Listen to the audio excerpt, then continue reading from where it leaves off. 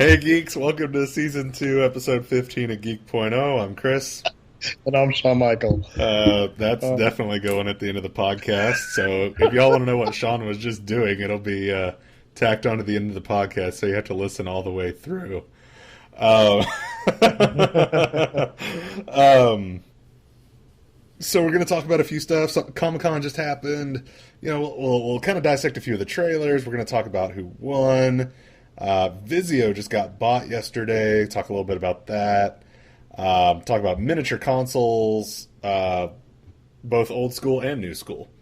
So we've got several things on tap today. Shawn, I know you're getting ready to get a new office built, so that's pretty awesome. Looking forward to that. Yeah. I know you just went down and college freshman style and went down and picked up a futon from somebody for your office. Dude, it's crazy nice too. Yeah. Is it one of those actual couch-looking futons that folds out? My parents have one of those in their guest room. Yeah, it looks like a therapist couch. I get like the quilted leather. It's got a really nice finish to it. It's got cup holders and the armrests, and I'm like, heck yeah, dude. So you're gonna have a really big TV in your office for us to sit and watch, so we can use that futon, right? Yes, indeed. Okay. 75, 80. Oh, yeah, I'm not sure I can pull that off. Just going to project onto the wall from outside. Yeah, there we go, yeah. Through the window, onto the from wall. From space, yeah. Oh, man. So Comic-Con happened this weekend. Yes. And it was pretty strong. Now, I will say as far as comic information goes, unfortunately, Comic-Con has kind of become the place where movies premiere trailers. And pop culture. It's not. Yeah, it's more San Diego Pop Culture Con than it is Comic-Con. But man, there were some good trailers. DC, I feel like, came correct. Yes, they did. They have alleviated a lot of my fears. Marvel did an awesome job too, especially with their Netflix stuff. But what if you were going to say one thing that stood out to you, dude? What stood out to you at Comic-Con this year? Wonder Woman, dude. Yeah. DC isn't that theme so awesome? It. Yes. I love the Wonder Woman theme. It's so great. The theme is good. I mean, every aspect of the trailer is good. I love the look of it. I love the feel of it. They're obviously tying everything together between BVS and Justice League and Wonder Woman very nicely. But there's jokes. More. Yeah, in a nice, tight little bow. And they're gift wrapping it to fans and saying, we're so sorry. That's what Justice League felt like.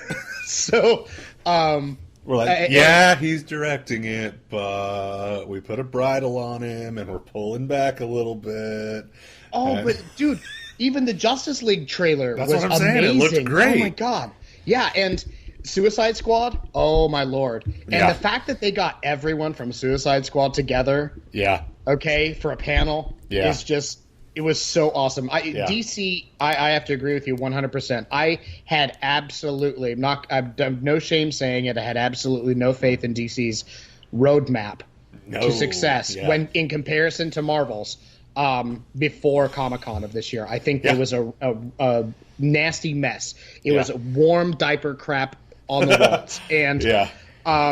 And now I've completely restored faith now. I see a vision, I see a direction, and I see a company that's looked at some things and said we've got to do this right if we're not going to basically piss off fans, number one, and number two, lose a ton of money. And Wonder Woman is looking phenomenal.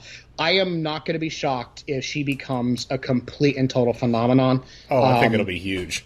And she kills at the box office. I would not be surprised to see it break all kinds of records, which would be great for a female lead. Well, it'll definitely be the highest grossing female superhero movie of all time. See, and that's what sucks. So here's the deal. As much as I have this massive love affair with some of these other films, okay? Yeah. Captain America, Winter Soldier, Deadpool. Yeah. I would love to see Wonder Woman just destroy those box office records. Because of this, specifically what you said. I don't want anyone being able to say it was the highest grossing female led something. This is an opportunity for us to get away from so many of the things that plague the industries that we have a love for, like comics and gaming and everything else, where it's always been a bro party, at Big Boys Club. And I would love to see this be an opportunity for somebody to truly shine. Gal Gadot, get out there and just say, look, chicks can kick ass. We can look awesome doing it. And it doesn't have to be some pandering emotional crap. You know what I mean? In order to do so, we can make a kick-ass film that with a strong woman lead that appeals to everybody. And I think this is going to be awesome. Yeah, and there wasn't. I mean, it seemed like it was mostly. I mean, very rarely does something come out and it's nearly all positive feedback online. And Wonder Woman had that. I mean, outside of a couple things, I feel like the lasso was too bright. I loved it. I liked it. No, well, hold on. I liked that it glowed. I thought that it glowed too much. It looked like it was like fluorescent reflective. I mean, it was just it was a bit too much. It needed to be. I feel like it needs to be muted 25%. I only watched the trailer that super stark, that super gray World War I trench background, and then you have this bright freaking that's exactly LED rope light whipping around. See, and I know what you're talking about, and I didn't see it as the LED rope light, but what I did love about it was we've got this beautifully filmed, and God, this movie's looking gorgeous. Oh yeah. But it's got that dark Zack Snyder feel to it, okay? Yeah. That cool, really, really well done contrasting color palette, but with subdued tones, right? Yeah, a little bit muted, a little bit washed out. Yeah. But still crystal clean and good looking. Yeah. And this gorgeous, like, vibrant, bright, like, symbol of her power, this rope, and it just glistens on screen. And I thought it was a perfect contrast to all the rest of those 1940s tones, you know what I mean? 19 teens or 1920s. It's World War I is where it's set, but yeah. That goose marching gray tone to everything. I get where you're going with it. But so I thought it was good contrast, but I'll go back and look at it again. I just felt like it was a bit. It felt like they were forcing your eye to follow the lasso. I get you. Instead of it just being part of the scene. Subtle. I get you. It was. I want it to glow. It's supposed to glow, just not that much. And I know that's me being nitpicky, but that was the one thing I nitpicked. How awesome is that, though? Yeah, seriously, that's the one thing I had to nitpick about. We watched the trailer, and we had to dig for something, and what you got from it was, well, maybe the lasso was a little too bright. The first time I watched through it, and I was just like, oh, that was jarring. Like, that was so bright, it jarred me that it was that bright. And then there was people online making fun of it, calling it Wonder Woman the First Avenger. Dude, because it does have a striking similarity to Captain America, the First Avenger, but any old war movie's going to. I was just gonna say, and I'm gonna refuse to do this to myself. I'm not gonna listen to any of these comparisons. I'm gonna go into this with a fresh outlook, thinking this is going to be an original Wonder Woman story, okay, told by DC for a cinematic presentation with a kick-ass, gorgeous, like, a woman you're not sure, like, you want to kiss her, but you're afraid she'll punch you so hard she'll knock you into next week. That's the whole reason you want to kiss her. Yeah, no joke. This movie looks phenomenal, and I think, as you said, DC totally came correct. If I have no doubts in my mind that DC was the overall winner for Comic-Con because and I completely agree with you. Yeah, they tore it up. Well, and Marvel put on a great, like, Marvel was awesome too. Well, and they put on a good show, but it's almost you almost feel a little bit bad in a way to not give Marvel the win because they did such a good job. And I know there are a couple news outlets out there that gave Marvel the win, but I look at it as Marvel was par for the course. Exactly. Where DC just took it to the next level for them. They went next level. Yeah, they're the horse that came out of nowhere to win the Triple Crown. I mean, it just, you have to give credit for the one that comes from behind, because everybody loves an underdog, unless they absolutely, as long as the word Martha isn't uttered in another DC movie, I think we'll all be fine. But so I think we're both in agreement that that DC won Comic-Con. A couple other things that stood out to me: the Iron Fist trailer was strong. The Luke Cage trailer was strong. No pun intended on that one. And then I love the fact that Brie Larson was officially cast as Captain Marvel. So perfect. I think this is going to be a great start. She's such a strong actress, and she's such a fantastic character actor. And you forget how much charisma she actually has. Go back and watch Scott Pilgrim versus the World, where she plays Envy Adams, and dude, I love her in that movie. I went back and watched it the other night because she got cast as Captain Marvel. Yeah, and for those of you, if there are those of you out there who aren't familiar with Brie Larson's body of work, go watch Scott Pilgrim versus the World. Mm-hmm. Go check out United States of Terror, where she's fantastic in. And Community, one of my she was in a favorites. couple episodes of Community. Community, she was fantastic in. And then, of course, you can't forget. Oh my lord! You say Community, I lost my train of thought. Room. Yeah. Oh my god! If you haven't seen Room, such a powerful performance. Hey, she won an Academy Award, so that ought to tell you something right there. Yeah. So, and since we're talking Marvel, I would like to say Marvel came correct as well. Oh yeah. So Marvel no brought doubt. a fantastically powerful new Doctor Strange trailer. Oh yeah, I'm digging it. An insanely good Guardians 2 trailer that was so amazing. I have not been able to watch it. I have not watched that one yet. Oh, it's absolutely genius. It's absolutely genius. It wasn't, it's been kind of bootlegged. That was like the one, for some reason, I don't think Marvel has released that one wide yet. No, not officially. Yeah. And then Spider-Man Homecoming. And then, obviously, the announcements that they had across the board. Netflix series. Obviously, the Luke Cage, Jessica Jones new season, the Captain Marvel. Defenders. Oh, Defenders. Dude, I am super stoked about this, and all we saw was a teaser. We have Defenders absolutely awesome. no video at all from the show. It's just a teaser, and the teaser has me pumped. Oh, it's street level Avengers, dude. It's like 4 Batmans running around beating the crap out of people. It's awesome. Yes. Oh man. So yeah, Comic-Con was awesome. Absolutely awesome. News broke, getting away from Comic-Con though, news did break yesterday that US-based TV manufacturer Vizio actually got bought by a Chinese company by the name of Lee Eco for $2 billion. That feels low.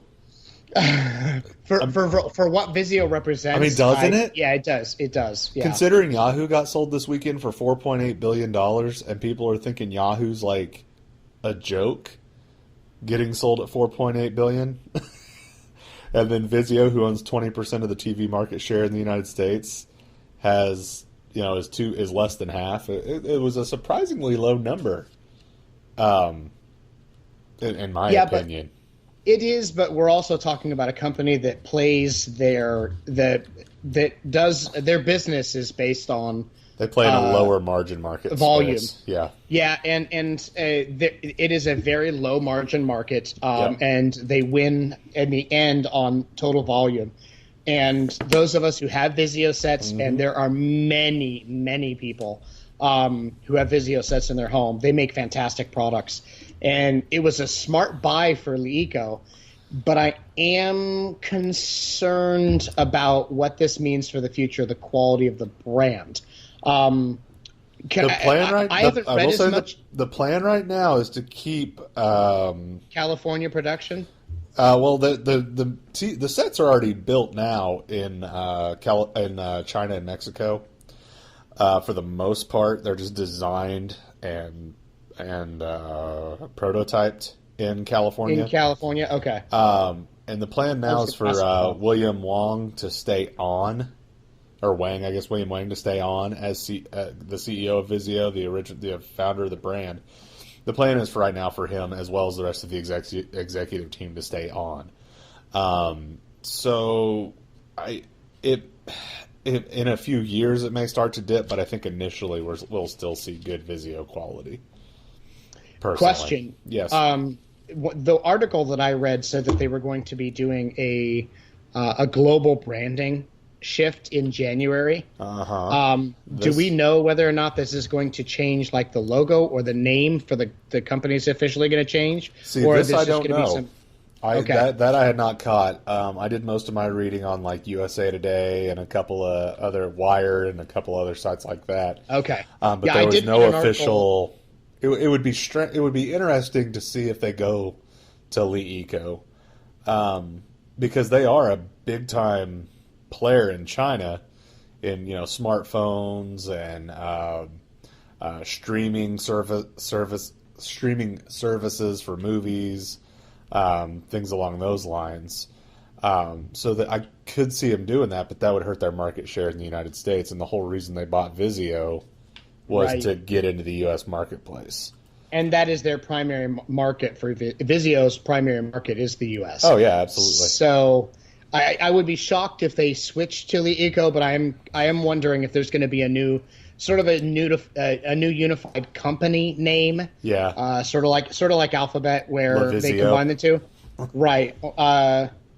Yeah, I'm just curious. I wasn't sure if you had read anything further about it or not. No. I just saw that quote from them saying that the chairman had decided that they didn't want to just focus on online video, so they wanted to change their name. And so that got me wondering, are they going to all partner under the Vizio brand as a shell, an umbrella? Or are we going to see a whole new brand for these two companies combined? It would make sense to unite under the Vizio brand. Because I honestly don't know. In my mind. In our mind it makes sense because we're in the United States. Right. We don't know how big of a deal Li Eco is in China. In China, it could be a big deal, and they're not going to want to sacrifice never heard that of them brand. before this. I hadn't either, but they're supposedly a relatively major player over there.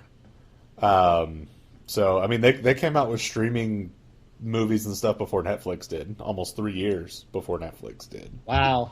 So they've been doing it a long time, and they apparently know what they're doing because they're just tossing around $2 billion. So, I don't know. Yeah. I would like to see it stay under the Vizio brand, but as long as they take care of the TV I just bought, I don't really care what they call it. They can call it Stephanie for all I care. So. Exactly. And we talked about this. I mean, as a company and a corporation, the big concern here for anyone as a consumer is as long as the quality of the brand itself and the products that they manufacture doesn't diminish, then at that point I don't think anybody's going to have a whole lot to say about it other than the purists who just get offended by the idea of any foreign company working with a U.S. company or buying one. It is disappointing to see another American company getting bought out by an overseas company, but that's what you get with an open market. So it is, and the open market is what allows us to have half the stuff that we do own. So exactly. I will say this, and you and I had talked about this. I don't want people to read too much into that until we see. Don't jump to conclusions until we actually see what they're going to do. Yeah. Keep in mind that years ago, IBM sold off their Lenovo side of their business to a Chinese company, and actually the quality and the diversity of those products increased once the Chinese took over. And Lenovo is a very powerful brand in PCs now, and they make a lot of really high-end products that have a very big following. So this could be a fantastic move for Vizio's future as far as their global market concerned. So it'll be interesting to see how this all plays out. Yeah, maybe they end up with 20% of global market share instead of just 20% of U.S. market share. Yeah. Because Li Eco just went into Russia. They just went into India. They're expanding quickly. So it is going to be interesting to see how it goes. So for the future of Vizio, there's all that going on, but we're going to take a little bit of a blast to the past here. We're going to roll back the clock a little bit to the days of the Sega Genesis and to the days of the Nintendo Entertainment Center and get all excited for the fact that there's 2 miniaturized consoles coming just in time for Christmas, of course. One is a Sega Genesis miniature model, and then one is a mini NES. The mini NES is going to come packed with 30 games, correct? And the Genesis is 17? Last I read, it's 60. 60, okay. Yeah. I don't know where I got 17 from. But there's going to be a distinct difference. Yes, there is. And why don't you tell us what the distinct difference is? The distinct difference is that the NES Classic Edition Mini is a product actually being manufactured by Nintendo.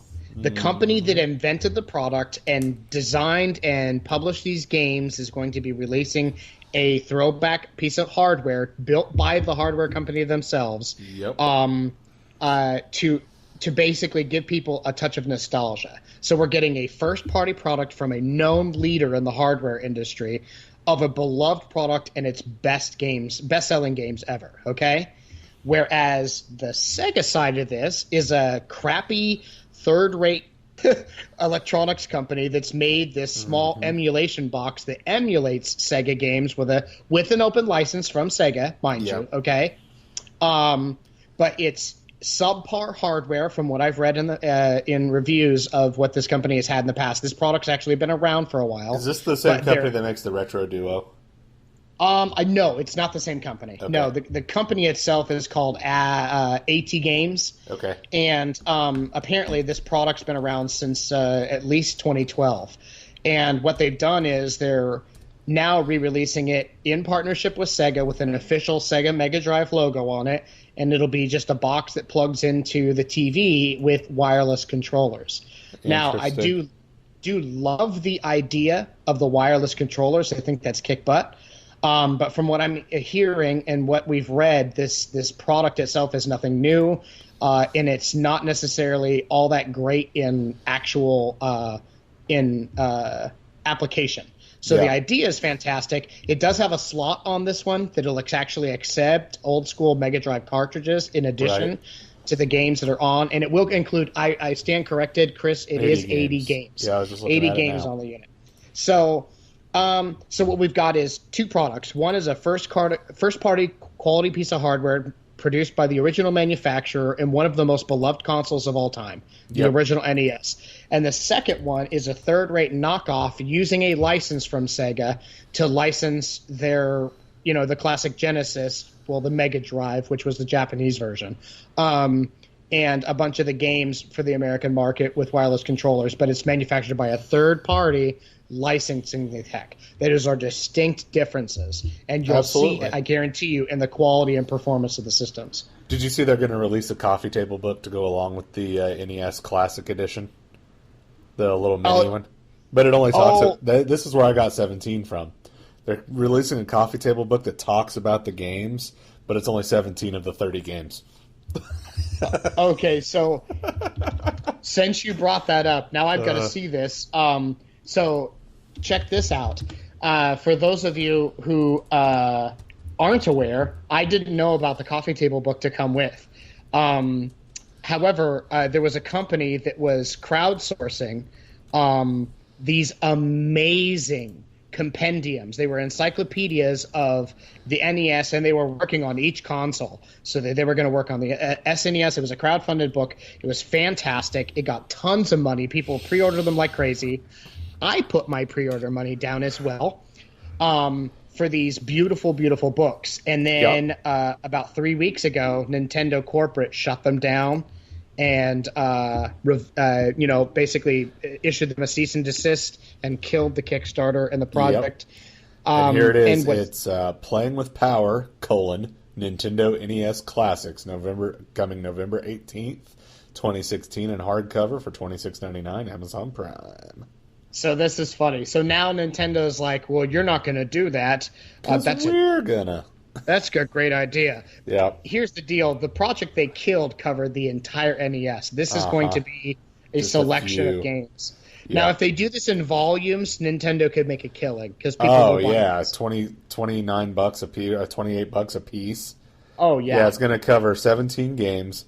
Balloon Fight, Donkey Kong Jr., Dr. Mario, Excite Bike, Ice Climber, Kid Icarus, Kirby's Adventure, Mario Brothers, Metroid, Punch Out, featuring Dr. Dream, Star Tropics, Super Mario Brothers, Super Mario Brothers 2, Super Mario Bros. 3, Legend of Zelda, Zelda 2, The Adventure of Link. That's what it's going to be. Now, see, you shouldn't have gone and said that because your order on behalf. I just did. I just pre-ordered it through Amazon because I didn't know about it, and I'm like, dude, are you kidding? That's nostalgia at its best. And the book kind of looks a little bit like a Nintendo cartridge, and it's a good looking little book. So the Genesis one, I doubt I'll buy. The mini NES, I'm totally buying. Already on it. Yep. Yeah. And it comes out 3 days before my birthday. Perfect birthday present. And it's what? $60? It's $60. $60. Yeah. Nothing. Yep. $60. No. And it comes with 2 controllers, so wait. Well, it comes with one, and you can buy another one for $7. $8. $8. Seriously. But you're going to be able to, couch game with your homies again. Mm-hmm. What? Freaking Donkey Konging and stuff, homie. Oh, I'm so excited about this thing. I know. How sad is that? That, by the way, I think everybody, because that blew up when that showed. I mean, everybody was sharing that on Facebook when it happened. Oh, yeah. What no one really is talking about is the new Nintendo console, the NX. Nintendo basically tech people are talking about it. Like the general public, are not talking about this thing. No. And it just, they're definitely going a different direction. They are. Like they said they were going to. Apparently, instead of building an actual console, they're just going to, what feels like, build a better successor to the 3DS, I guess? I think that's an oversimplification. Well, yeah, I mean, Barry Allen's Fast, that's an oversimplification too, but it still is what it is. Let me rephrase. That's not entirely accurate. Okay. So what we've got here is Kotaku, and actually it wasn't Kotaku who originally broke. Who was it? Was it Eurogamer? It was Eurogamer who broke this.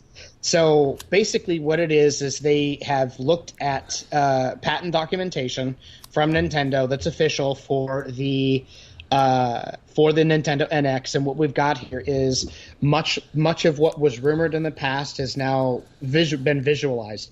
What we're looking at is a portable system that's larger than the portables they've had in the past, that will dock with a home station to be a home gaming console, and it has controllers that will detach from the unit to function as home controllers when you're playing at home. But these things can go back on this touchscreen mobile device, and then that device is the entire console.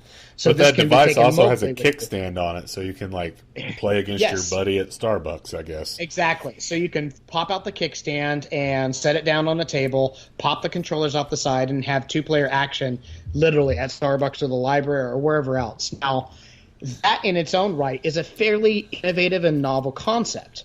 Here's where, unfortunately, in today's market, a lot of people are concerned it's going to fall on its face. Mm-hmm. And that's that there was a rumor that went around, a very well-known insider, somebody who has been reporting on Nintendo stuff for a long time, Arcade Girl 64. She had published a number of tweets referencing that the NX was not going to go with an NVIDIA processor. With a AMD processor. AMD, Yeah, so it's a well-known fact in the console business that AMD owns the console GPU business, okay? Yeah. They have been for the longest time manufacturing the GPUs that go into consoles. And that goes back for a long time. The GameCube, the PlayStation 3, all of these had AMD GPUs in it. Even the PS4 and the Xbox One have AMD GPUs in them. So now we get this notification that they were going to go AMD, and the world got excited. And there's a reason for this, because NVIDIA has just released the GTX 1080, the 1070, the 1060, the new Titan, and now the new Quadro cards. And they're the most powerful things to hit the market in decades. Ever. The most powerful video cards to hit the market ever. So, and the price points are disgustingly just mind-boggling. Yeah. I mean, they're right at where you would expect for this level of power. So everyone started thinking, wait a second, is there a chance that Nintendo's new console will be a generation killer? Will this be an incredibly powerful, high-end console? I was half expecting a 1060 to be in it. As things kept going along and I started seeing things, I was like, what if? And then the news dropped a few days ago with Eurogamer's report that the NVIDIA processor that they were talking about is actually a Tegra class processor.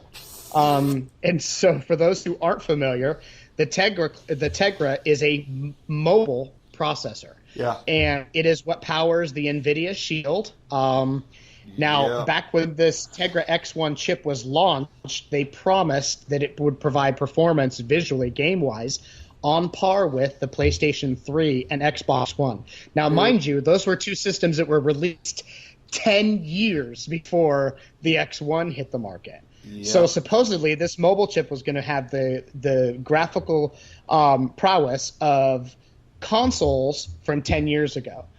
That's not really, and it actually didn't even quite make that. Digital Foundry, a well-known company in the business of evaluating and assessing specs and doing very, very detailed playthroughs and analysis of frame rates and performance and hardware.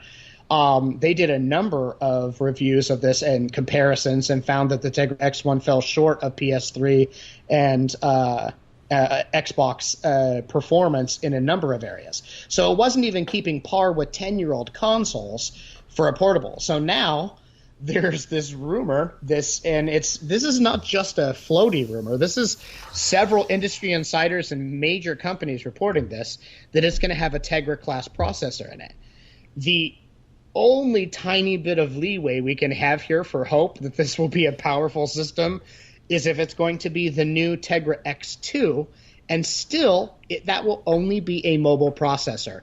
So what we're looking at is a new console with an entirely innovative and cool new idea for the way it plays games, but it will be doing it at significantly less power than the current generation of consoles that are already being replaced by their respective manufacturers. Mic drop. What are your thoughts? I'm just sitting here shaking my head. I can see you. I can't.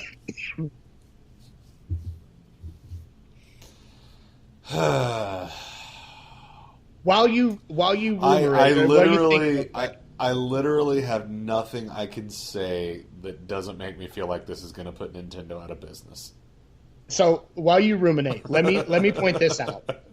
We posted an article, I think a couple weeks ago, about how the new Breath of the Wild title that Nintendo is very, very proud of and is doing amazingly. I mean, the entire world has been captivated by this. Yeah. Is coming out for both the Wii U, okay, a dead console, okay, and the forthcoming NX. And there's been a lot of speculation, and we were one of the sites who had questions about it, about whether or not this game is actually going to perform the same on the new NX as it does on the Wii U. And I think I even called you one day, and I was like, I have a question about this. Should I hold off on getting Breath of the Wild for the NX? Yeah. Well, just the other day, I believe yesterday, Nintendo, made a statement that Breath of the Wild will perform exactly the same on the NX as it does on the Wii U, which in my mind is direct confirmation that this title or that this new console is not going to be any kind of powerhouse. No. And I'm at a crossroads here. As a gamer who has been a longtime fan of Nintendo, after what I call the breakdown of the company, which was the release of the Wii, which here start the firestorm, fanboys unite, was a terrible piece of trash console. Sucks. The Wii U sucks. The Wii sucks. The Wii U sucks. The only reason the Wii sold in such crazy numbers was novelty. It was a novelty. Yep. Nursing homes, schools bought them in large quantities, and that helped to bump the sales. Everybody bought one, and then they bought a Swiffer to dust it off every couple weeks. Exactly.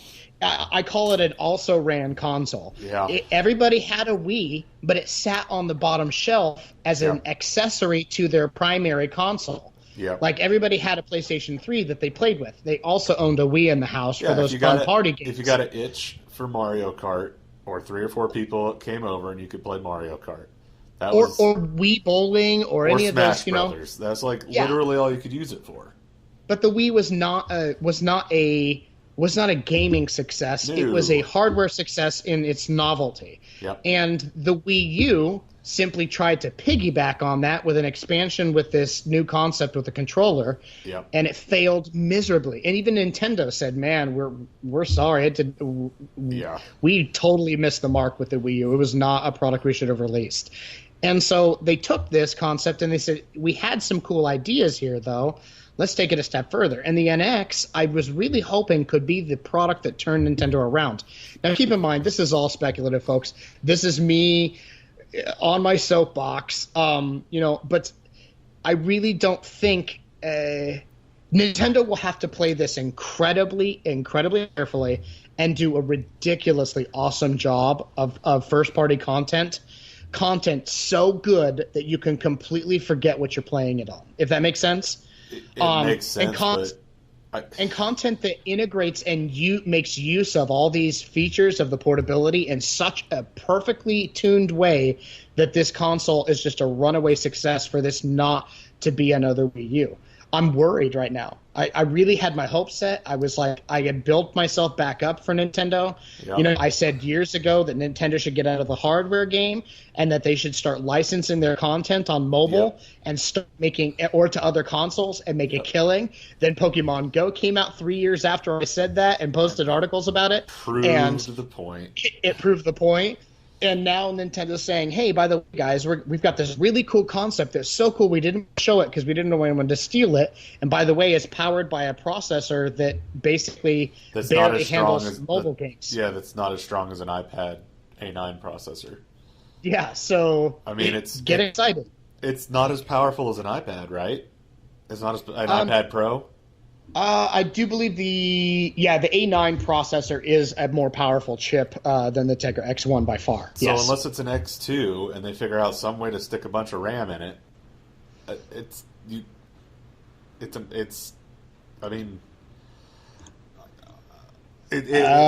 really hard. Worrisome. It's really hard to render me speechless, and this is just.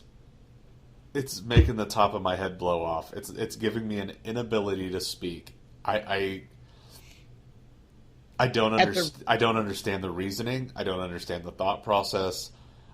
I feel like this is gonna be the thing that takes Nintendo out of the hardware business. Maybe I'm wrong. The only way I think this thing could even work is if, and I said this before we started, is if they come up with some sort of laptop style docking station that increases the power of the console when you set it in, so that way you can game in full high def on your TV, because I don't see how a mobile processor is going to push 1080p at 30 frames per second. Well, let's play devil's advocate. And this is you and I talking on the hardware side, living in the generation of the PS4 and the Xbox One and the upcoming PS4 Neo and Xbox Scorpio. Right. We live in a digital world. We watch a lot of high def and 4K content, so we are looking for that visual prowess. Nintendo has, for the last decade and about 12, 14 years, Nintendo has ridden this, this mantra that it's not about visuals. It's all about the game. It's all about the game. Well, how's that worked for them? Here's the deal. Nintendo purists, people who are massive fans of anything they do just because it's Nintendo, wholeheartedly agree. And I do to an extent. A game that looks really good but plays like crap, I'm looking at you, the Order 1886. Yeah. Isn't going to cut it. I don't care who manufactures it. But Right. here's the deal. It's been proven time and time over again. If consumers have a choice between a shoddy piece of hardware that's low powered but has really, really cool games on it, Yeah. or a console that's super high powered and has really, really cool games on it, and it plays it at 1080p, 30 frames or 60 frames a second, okay? Yep. Guess which one they're going to choose? They're going to Because choose the there's- one that plays beautiful games that are fun and innovative and also looks killer Because on that there's- $1,700 TV they bought. Because there's always the potential for a great game that looks good on that console. On a Correct. Nintendo, there's literally no potential for it to look good, regardless of... I mean, it looks good for Nintendo, but For Nintendo. Nintendo. You cut yourself I off. cut and myself that's off. the statement. it looks Yep. good for Nintendo. Exactly. And it just breaks my heart, dude. And It goes back to the Breath of the Wild trailer. The game Yeah. looks gorgeous, okay? It does for current gen hardware, okay? It does. But here's the deal. It's filled with all the smoke and mirror tricks soft that edges Nintendo pulls and in order to fog. And, exactly. Yeah. Fog effects, anything that reduces the draw distance and detail, all the subdued colors, none of the crisp, clear edges and lines.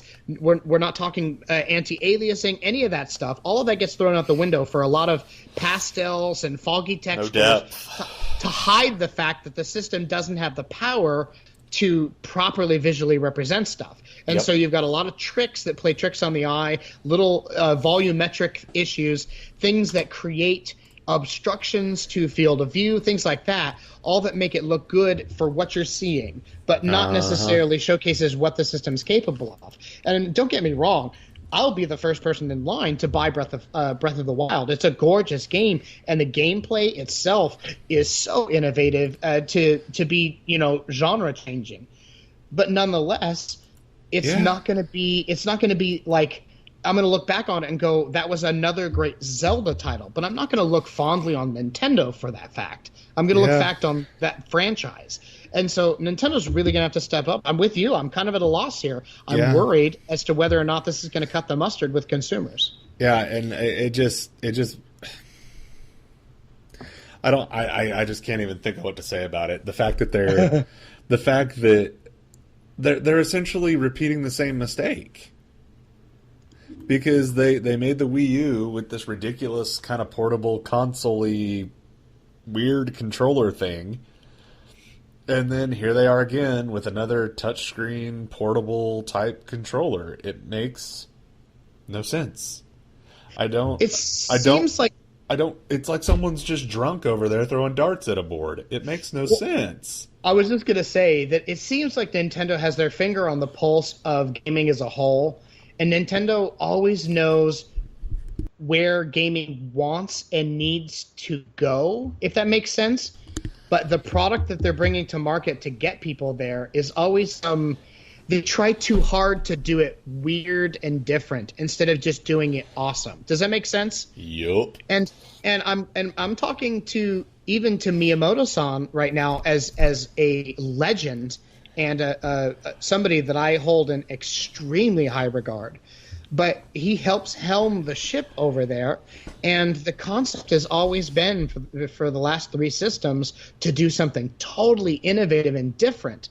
But it goes back to the whole concept of cloning or any other advanced technology. Well, We're so excited with the idea that we don't ever stop to think maybe whether or not it's actually a good idea. Nintendo, all about coulda, not about shoulda.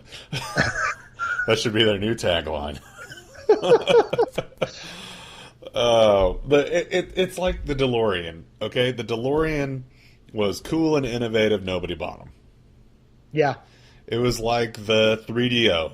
It's cool and it's innovative, nobody bought them. It was like Betamax. It's cool and it's innovative, nobody bought them. It just the one caveat to this argument that you just made, and to both of us, and this will put us both in our places, is that the Nintendo NX is going to be exactly like the iPhone 7. It's going to be a middling product with a bunch of questionable features, and it's going to sell like wildfire because it has Nintendo's name on it. You watch. Here's what it's going to sell a ton of hardware. It's going to sell a ton of units. Just because it's the first Nintendo product in a long time that's new. Does that make sense? Yeah. And so the iPhone 7 is going to sell well, even though every single piece of evidence points to it being a very lackluster, mid-range, not very much of an improvement product. But it's an iPhone, and so people are going to line up around the block to buy it. Well, and that's the thing. Okay, so Nintendo's going to sell this new console to Nintendo fans. Oh, yeah. But the problem is that's what they did with the Wii U, and that's what they did with the Wii, and that's, how many kids do you see walking around with a 3DS right now? In defense, I still see a ton of kids walking around with 3DSs. I don't ever see anybody playing a Wii U, though, except for a Nintendo purist. I know a couple friends who have one still. But what I guess I was getting at with the 3DS is if you're going to focus, at this point, to focus your business and your strategy on mobile gaming, when I can buy an iPhone or a Galaxy S6 or a Kindle Fire or a tablet of some sort that serves that need, plus lets me go on Facebook, plus lets me tweet, plus lets me surf the internet, plus lets me Skype, plus lets me... I mean, seeing where you're going with that... It seems like it's going to be none of the versatility that other mobile platforms provide. Seeing where you were going with that, yes. I see a ton more people with Android phones or iPhones or Android phones. Yeah, Android phones. With emulators packed with all of Nintendo's classic titles on it illegally than I do people carrying a DS with their stuff first party. Exactly. So instead of Nintendo, once again, and I know we keep harping on this, but I feel like we're right. Play to your strengths. Play to your strengths.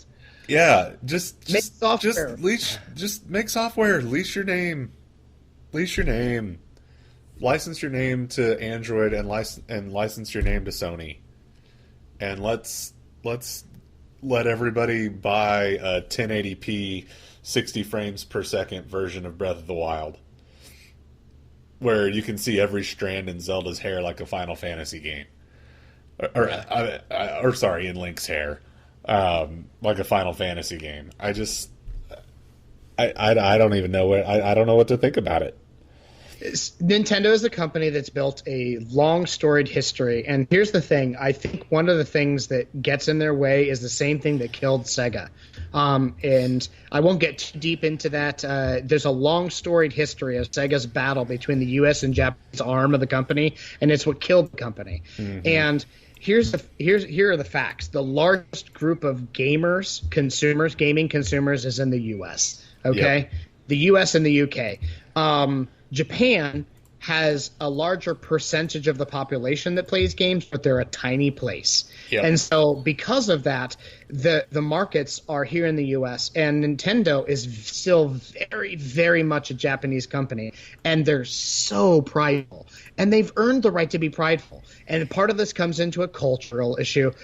They don't want to give up on being the godfathers of gaming, the company that brought gaming to the masses, that brought it back, that resurrected video gaming and created it in the first place. The problem is they've got to at some point realize either they've got to play to the consumer's desires, okay, and build something that is exactly what the consumers are wanting, and not try to do some crazy, weird, off-the-wall, new, innovative thing no one's ever seen before, but just do it right?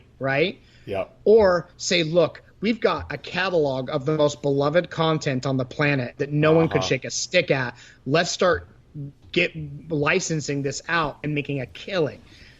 If Pokemon Go isn't an example of how much money can be raked in off of licensing out, you know what I mean, a tech or an IP, I don't know what is. Though not a crap ton of money for Nintendo, unfortunately. Well, with Pokemon, but that's just because of their minimal stake. Can you imagine if that was a Zelda game? Yeah. Or Mario Kart Go or something like that. Or probably not Mario Kart Go. That'd be a mistake. But But seriously, a Zelda mobile game with that kind of social Oh interaction? yeah, a Zelda game makes perfect sense for it. Yeah, a And couple here's what I'm saying. $1 billion in 6 months. And I'm not saying that I need Nintendo to build me a 4K console. I just want them to build something that will fully render their games, and they don't have to do all the tricks. If you took the Microsoft One or the Xbox One and put Nintendo on it, like the exact same specs as the Microsoft One, the Xbox One that they're trying to get rid of at $250. If you took that console and put Nintendo label on it and put Mario and Zelda on it, I'd be happy. I gotcha. Because I'd be getting an HD experience with Nintendo titles. That's true. With a controller. It's like they've completely forgotten that they started out with a box that held a cartridge with a D-pad and 2 buttons. It's like they completely forgot that. No, but gaming with a touchscreen freaking sucks. It sucks. It sucks. I mean, even with Pokemon Go, I'm trying to flip balls at Pokemon, and I'll drag my finger perfectly straight across the screen. Sometimes it doesn't register properly. That thing will freaking skyrocket halfway across the screen, like I just hit a drive off the tee. I mean, so trying to game on touchscreen is a terrible experience as far as I'm concerned. I want tactile buttons. But for some reason, Nintendo believes you have to have a touchscreen to game nowadays. I don't know what that is. So if Nintendo produces magic, now that we've just harped on Nintendo hardcore, here's the deal. I'm a Nintendo fan. I love you as a company, Nintendo. I love your products. I think the Wii was a massive misfire. I've written tons and reams of content about it. I think the Wii U was a massive misfire. If what rumors and speculation and everything else turns out to be true as far as the NX is concerned, I personally, at this point, see the NX as being a misfire as well. However, so do I. If you guys produce this console and you show us that we're completely wrong and it's so incredibly amazing and the gameplay and the interaction and the experience it just is so fantastic as to create this entirely new opinion of it, I promise we will do another podcast and we will eat all kinds of crow. We will eat all kinds of crow and suck up and apologize and say we bow to the gods at Nintendo and we'll never question you again. But right now, I do not see that happening. No, me neither. And I'm with you. I would be more than happy to come back on here in March or whenever they release this thing and say, oh, yeah, you know what? We were wrong. And the thing is awesome, and we're playing it. I would gladly be the first person in line to buy one if they show me that it's going to be something cool. I want Nintendo to succeed. I think that's why I get so frustrated about it, and why it's so hard for me to put into words how frustrated I actually am with it. Because I want Nintendo to do well. There needs to be 3 console makers on the market to push. They all need to push each other.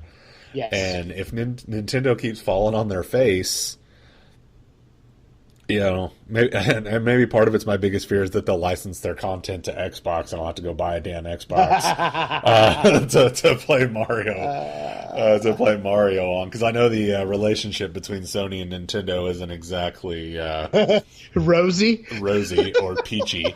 It ain't exactly peach margarita or whatever it was you were drinking before we started. Oh yeah.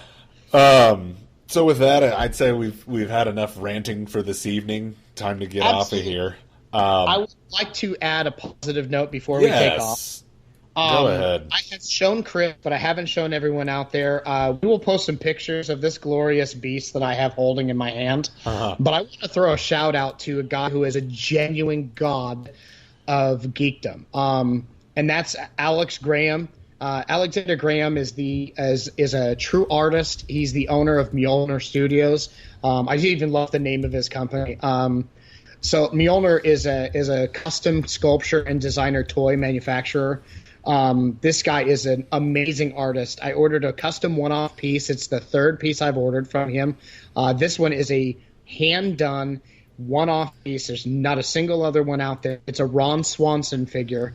with an American flag sweatshirt on, and it's insanely gorgeous. Just depiction of America and manhood. We will post some pictures of it on the site, but I want to just give him a shout out and tell you guys about him. You can check him out on Instagram, on Facebook. His store on Etsy occasionally has items in quantity. Right now, he only got the Hellboy Little Red Monkey, but he does custom work, and you dream it and he will build it, or you tell him and he'll dream it up for you and build it. You got to check this guy out. He's amazing. We're going to get him on the show for an interview. We can talk a little bit about his experiences, his history, and a little bit about his work. But I want to get everybody to just understand how awesome he is and go look at his stuff. We'll throw links in the description so you guys can check him out. But don't forget to check out Eleanor Studios, and shout out to Alex for my excessively awesome new custom one-off piece. Thank you. Yeah, the thing is cool. I'm super, super jealous of it. I love Ron Swanson. Sean showed it to me, and I was green with envy. Incredibly awesome. But with that, just a reminder, July 31st is the last day to register for our Final Fantasy 15 giveaway. Yes. Come to our website and take the hardest Final Fantasy 7 quiz that has ever been made by anyone ever. And just share the results to our Facebook page, and then share the post on our Facebook page. You can check us out at geek.0.com, geekpoint, and the numeral 0.com. We're on all social media, Facebook, Twitter, Instagram, at Geek.0. And we're on iTunes, YouTube, Stitcher, Stitcher, Podomatic. We're on all of it. We're easy to find, and all of them are Geek.0. The only thing we're not on right now, I don't think we have a Twitch channel. But that probably wouldn't be a bad idea to get at some point. So noted. For that, with that, for Geek.0, I'm Chris. And I'm Shawn Michael. Have a great week, geeks. You're clicking on.